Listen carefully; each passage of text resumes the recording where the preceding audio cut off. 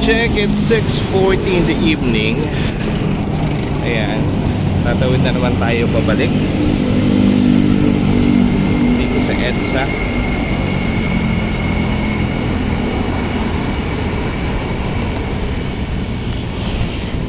Ito yung first floor.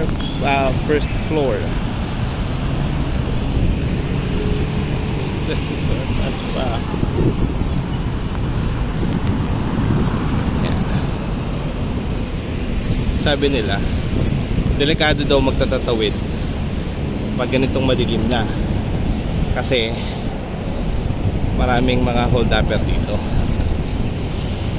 Sana ngayon wala.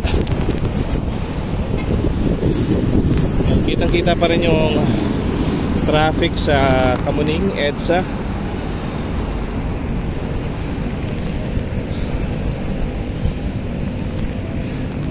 Sa kabila maluwag naman yung biyahe. So dito medyo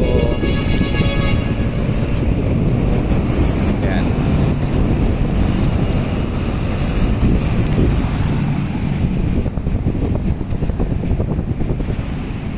So nag-pretend lang ako may kausap. Medyo duda ako doon sa nasalubong ko. Kunwari lang may kausap ako.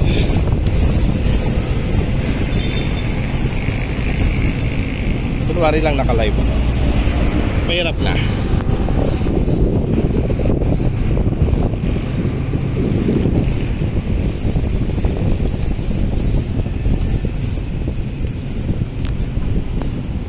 Grabe. Taas.